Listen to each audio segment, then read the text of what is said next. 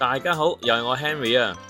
平時我哋幫模型上色嗰陣時，通常都會將唔同嘅部分分開嚟上色。但係有陣時有啲模型件係一件上多色嘅話，咁我哋呢好多時都會用上遮蓋膠紙去做分色噴塗嘅，用咗好多嘅時間喺剪剪貼貼呢方面。不如我哋試下用手油嘅方法，輕輕鬆鬆咁樣上下色啊！咁今次嘅顏料呢，我就用咗 Zero3 推出嘅星光色系列 Galaxy Color。咁我哋首先呢，就將個模型件拆翻開佢先啦。咁今次上色呢，就唔做咩特別嘅效果啦，淨係做分顏色。咁而家呢，我就第一個步驟呢，就係將佢噴咗顏色先。咁啊，用噴槍嘅話，記住用0.3以上嘅噴槍啦。最好呢就0.35mm啦，咁啊會噴得起嚟就更加之流暢嘅。咁記得啦，入邊有一支嘅手塗稀釋液，你可以去做一個稀釋。咁大概個比例呢2:1到啦，2份嘅顏料1份嘅稀釋液咁樣去溝勻佢就可以做噴塗噶啦。噴塗呢最緊要第一層呢就唔好一次過噴得太厚，薄薄地噴一層。等佢去附着咗先，黐得好好地啦，乾透咗之後，我哋就先至進行再噴第二層、第三層上去咯。咁而家第一個部分，我哋會將整個模型就噴塗一次。第二個嘅部分呢，就係先做手油嘅效果，做一啲細節嘅顏色嘅配搭。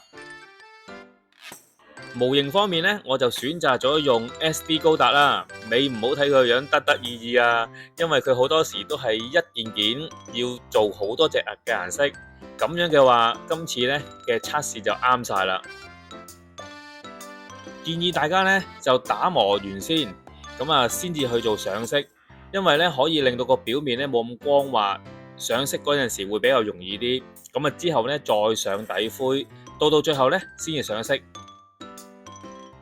不過今次我呢橫掂去做測試，直頭係連打磨噴底灰呢兩個步驟都冇做到，直接就上星光色系列，反而呢可以測試一下佢嗰個嘅附着力，睇下好唔好。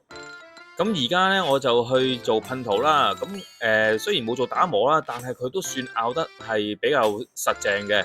咁啊當然啦，正常底下做翻個打磨啊，噴翻個底灰啊，個效果我諗會仲理想啲添。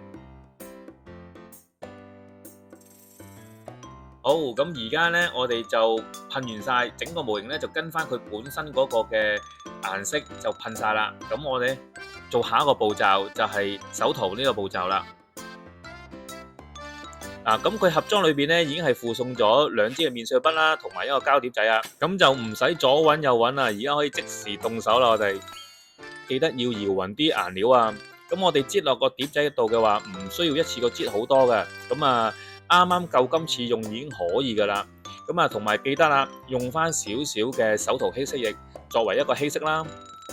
整體噴晒之後，我哋再做手油嘅話呢，係真係易油好多噶。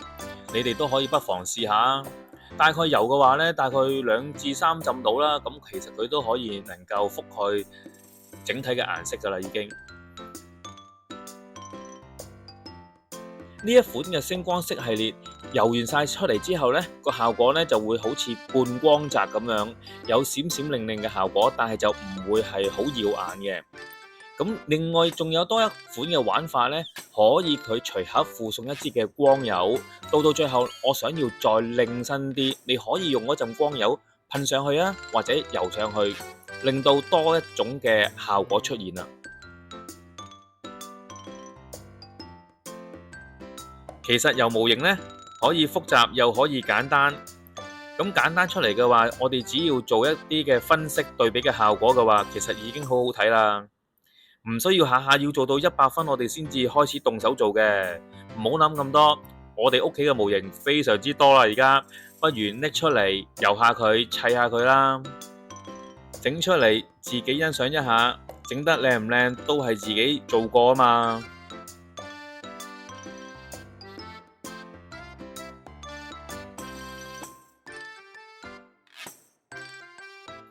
若果有心機嘅話，將顏色仲分得再細緻啲嘅話，我諗出嚟嘅效果會更加之靚啊！不妨大家都試一試啦。我自己咧都比較中意手遊㗎，因為手遊咧就唔需要太多嘅工具，一支筆、一個碟，咁就可以咧跟翻自己嘅喜好啊，點樣上顏色都可以。當然啦，時間嗰方面嘅話咧係會用多啲嘅，咁但係都係一個唔錯嘅嗜好啊。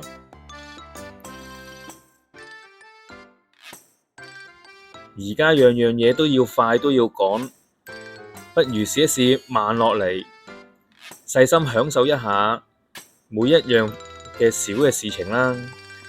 就好似我哋而家遊模型咁樣啦，慢慢地一步一步咁樣遊落去，唔需要心急，亦唔需要趕。當我哋專注喺每一筆、每一個細節裏邊，就能夠發現創作嘅過程本身係一種享受。咁唔單止可以慢慢提升我哋嘅技巧，仲可以喺過程之中揾到一種嘅平靜嘅滿足感添。甚至你會發現，原來放慢咗腳步，反而會睇得更多。其實大家都可以不妨試一試啦。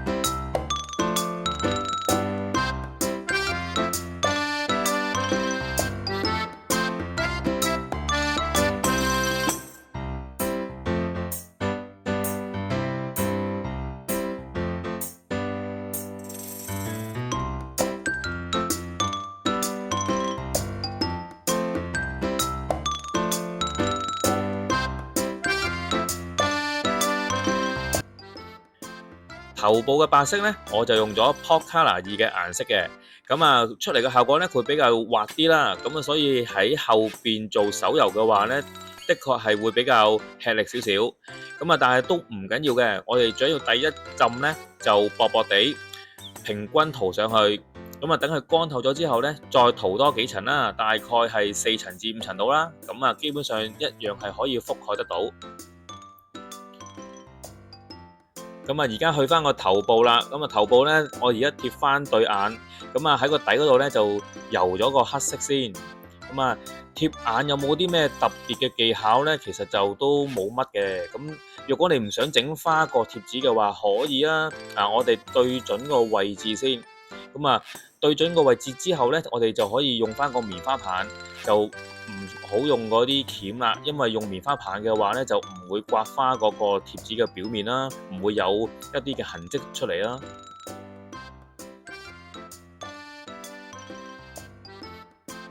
好，整體嘅顏色呢已經油完晒啦，咁啊，最後嘅步驟就係組裝。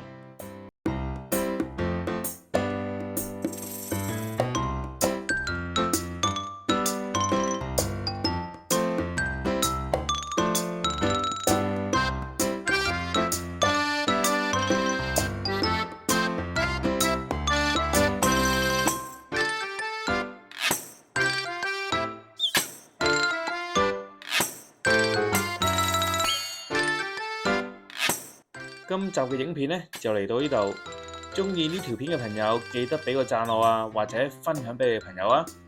咁我哋下集再見，拜拜。